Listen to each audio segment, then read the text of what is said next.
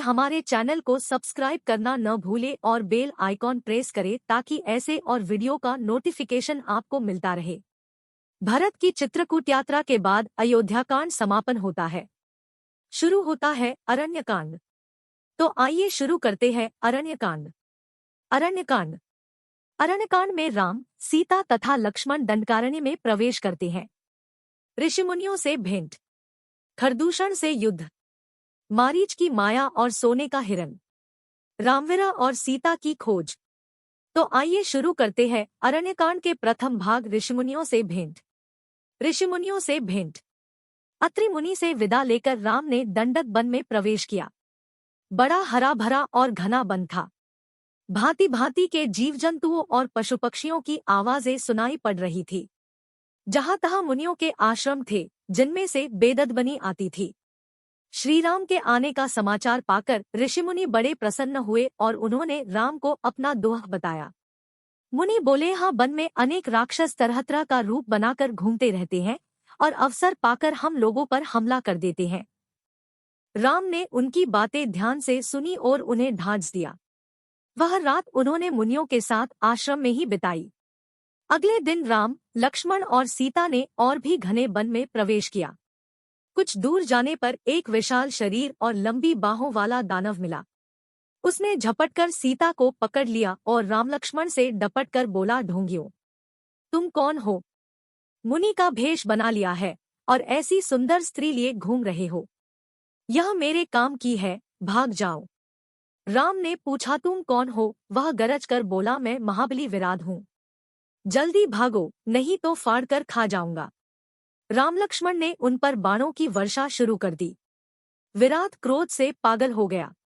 बाणों की वर्षा की कुछ भी परवाह न करके वह राम लक्ष्मण पर झपटा।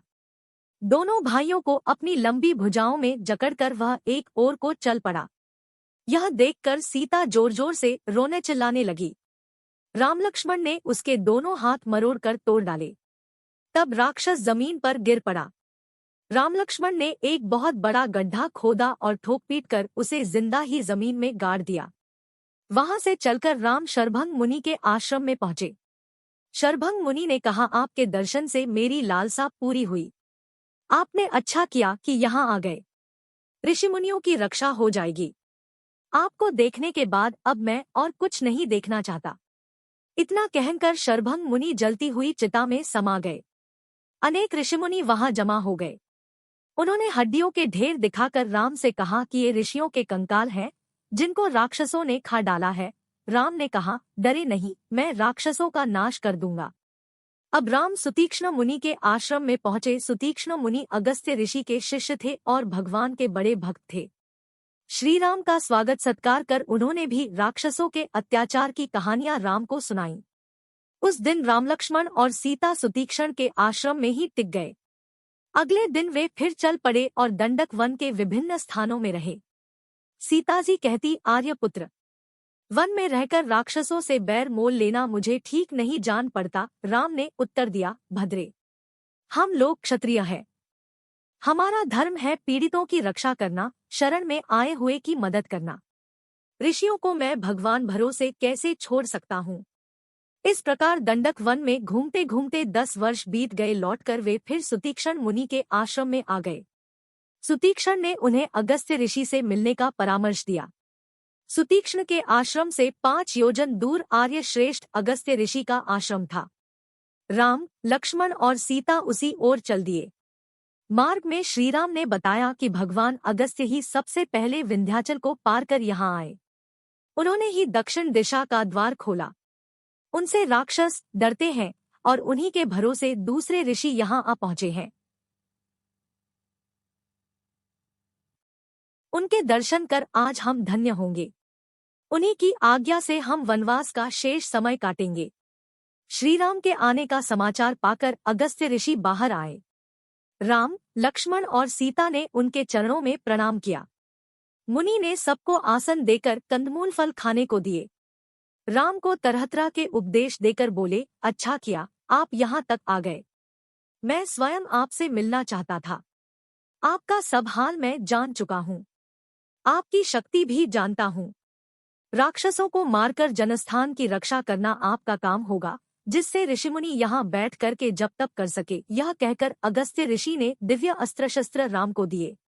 विष्णु से प्राप्त महाधनुष दिया, ब्रह्मा से मिला हुआ एक अमोघ बाण दिया और इंद्र से मिले हुए तरकश दिए जो सदा बाणों से भरे रहते थे। सोने की मूठ वाला एक खड्ग भी उन्होंने श्री राम को दिया। श्री राम ने इन दिव्य शस्त्रों को सिर से लगाकर ग्रहण किया। तब मुनि ने राम से कहा, यहाँ से 2 योजन दूर गोदावरी नदी के किनारे पंचवटी नामक एक स्थान है। वनवास का शेष समय वहीं व्यतीत करो। सीता और लक्ष्मण सहित रामचंद्र जी पंचवटी की ओर चल दिए। मार्ग में उनको भयंकर शरीर वाला एक गिद्ध मिला। दोनों भाइयों ने समझा कि वह कोई राक्षस है, परंतु गिद्धराज ने उन्हें पहचान लिया और वह मधुर वाणी में बोला, मेरा नाम जटायु है। मैं तुम्हारे पिता दशरथ का मित्र हूँ। वनवास में मैं तुम्हारी हर तरह से सहायता करना चाहता हूँ। श्रीराम ने पिता के समान उसको आदर दिया और उसको साथ लेकर वे पंचवटी की ओर गए। बाकी की कहानी अगले भाग में। वीडियो देखने के लिए आपका शुक्रिया। वीडियो अच्छी लगी हो तो लाइक और शेयर करें। हमारे चैनल को सब्सक्राइब करना न भूले और बेल आइकॉन प्रेस करें ताकि ऐसे और वीडियो का नोटिफिकेशन आपको मिलता रहे।